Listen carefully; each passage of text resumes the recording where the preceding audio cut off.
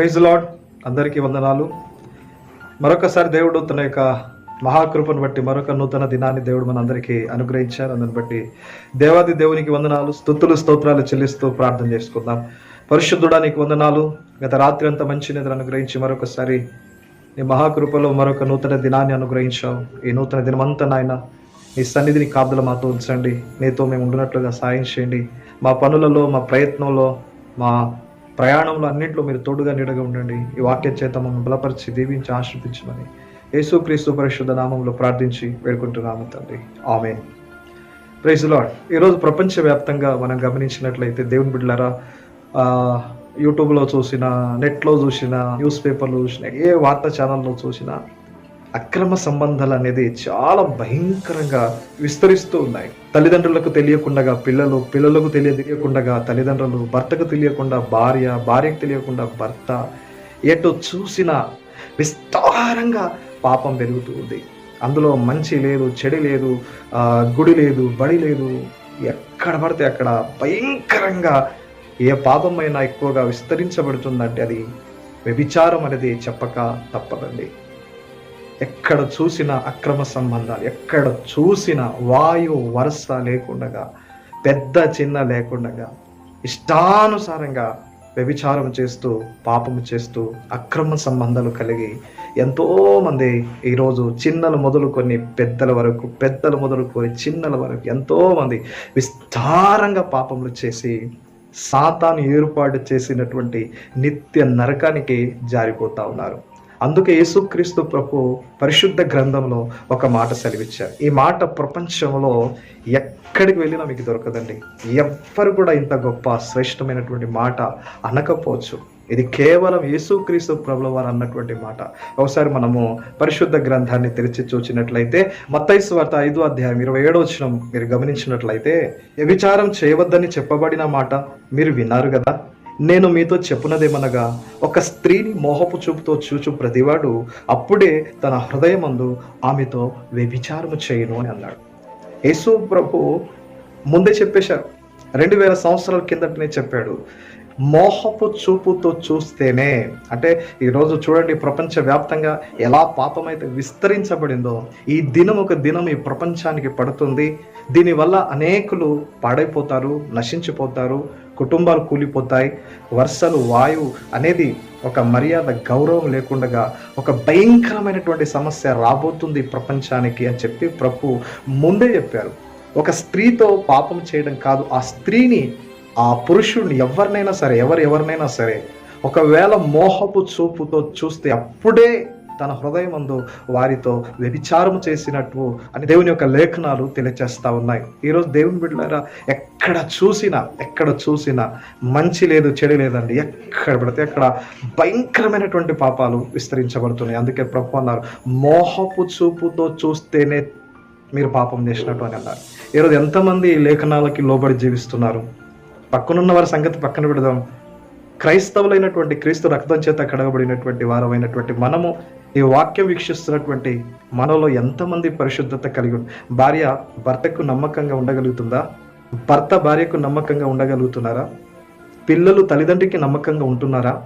తల్లిదండ్రి పిల్లలకి నమ్మకంగా ఉంటున్నారా? స్నేహితుల మధ్యలో నమ్మకం అనేది ఉందా? స్నేహం అనే మధ్యలో పాపం ఉన్నదేమో. అన్న అని పిలవడము, చెల్లి అని పిలవడము భయంకరమైనటువంటి పాపాలకు దారివ్వడము. ఈ సమాజంలో ఎక్కడ న్యూస్ పేపర్లో చూసినా, న్యూస్ ఛానల్లో చూసినా ఎన్నో వింటున్నాం మనం ఇవన్నీ కూడా. కానీ దేవుని వాక్యం బోధిస్తుంది, మీరు అలా చేయకూడదు, మీరు అలా వ్యభిచారం చేయడం కాదు, మోహపు చూపుతో చూస్తేనే చాలు వారితో మీరు పాపం చేసినట్టు అని చెప్పి దేవుని వాక్యం బోధిస్తుంది. ఈరోజు చాలా మంది కుటుంబాలు పతనమైపోవడానికి, ఒకరినొకరు చంపుకోవడానికి, ఈరోజు చాలా మంది చెరసాల్లో వేయబడ్డానికి, ఈరోజు ఉరిశిక్ష ఎంతో మందికి పడడానికి ఈరోజు ప్రధానమైనటువంటి కారణం అండి. ఈరోజు 5 సంవత్సరాల చిన్న పాపను కూడా కనికరం లేకుండా భయంకరమైనటువంటి పాపానికి వడిగడుతున్నారండి. ఎంత బాధ అండి అది! ఎంత భయంకరమైన పాపం అది! దేవుడు అంటున్నాడు, మోహపు చూపుతో చూస్తేనే పాపం అన్నాడు.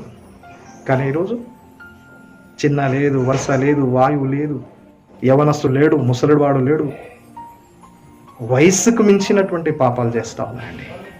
అవును, నేను ఒక పెద్దనే కదా, నేను ఒక సమాజంలో ఒక గౌరవం ఉంది కదా అనేటటువంటి ఆలోచన లేదు.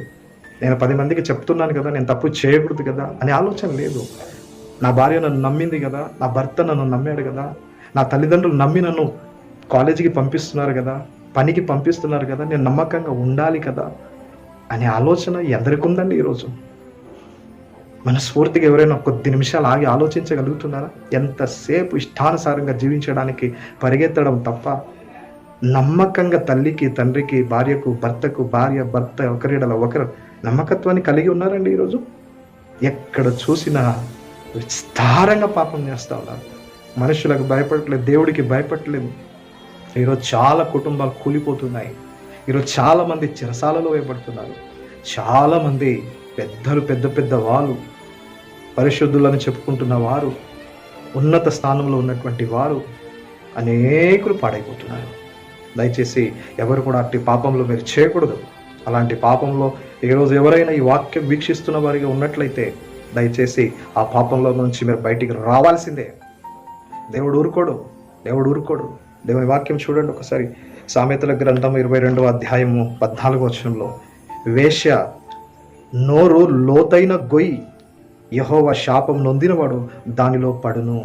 ఈరోజు ఎవరెవరైతే వ్యభిచారంలో అక్రమ సంబంధాలు కలిగి ఉన్నారో గుర్తుపెట్టుకోండి, యెహోవా చేత మీరు శపించబడిన వాళ్ళు, మీరు శాపంకు లోనైన వారు. మీ కుటుంబాలు బాగుపడాయి, మీ పిల్లలు బాగుపడరు, మీరు బాగుపడరు, మీరు ఎవ్వరు కూడా నిలబడడానికి అవకాశం లేదు. ఈరోజు నువ్వు ఏదైతే విత్తుతావో అదే పంట ఒక దినం నువ్వు కోస్తావు.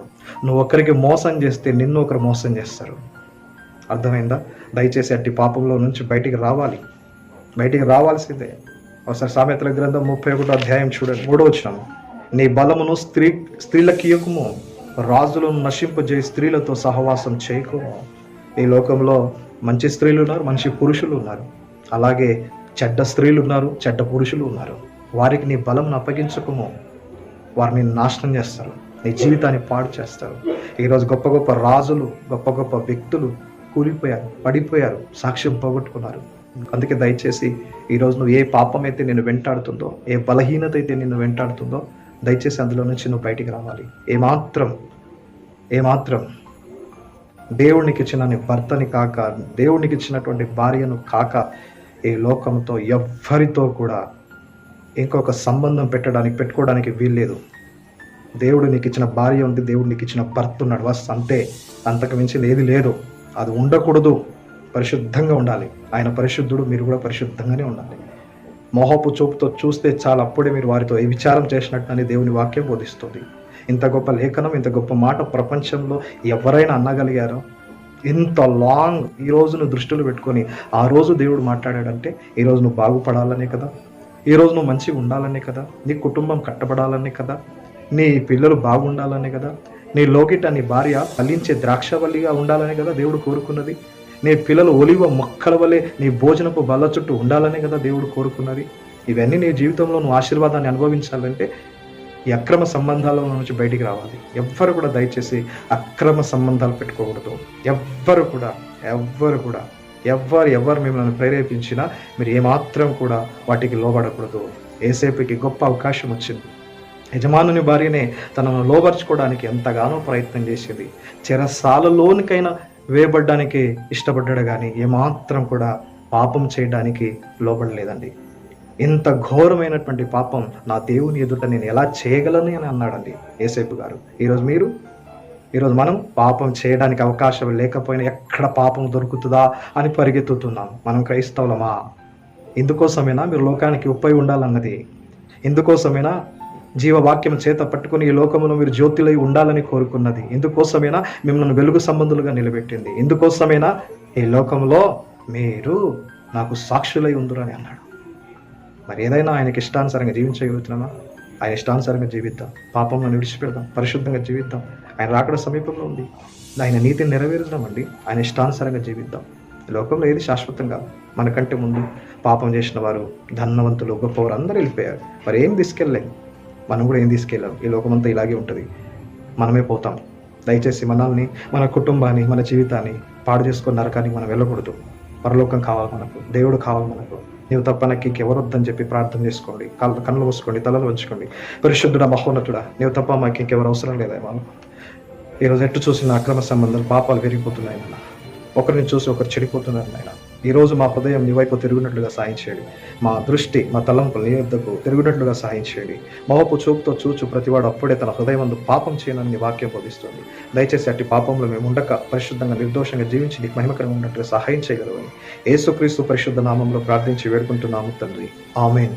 ప్రతి ఉదయము మీకు నేను బలపడుతున్నటువంటి కార్యక్రమాన్ని దేవుడు మీకు అందిస్తున్నాడు. ఆ వాక్యం మిమ్మల్ని ఎంతగానో బలపరచుటకు అవకాశం ఉంది. దయచేసి ప్రతి వారు కూడా ఈ ఛానల్ను సబ్స్క్రైబ్ చేసుకోలేని వారిగా ఉన్నట్లయితే దయచేసి సబ్స్క్రైబ్ చేసుకోండి. ఇది మీ ఆధ్యాత్మిక జీవితాన్ని ఎంతగానో బలపరుస్తుందని మేము నమ్ముతున్నాము.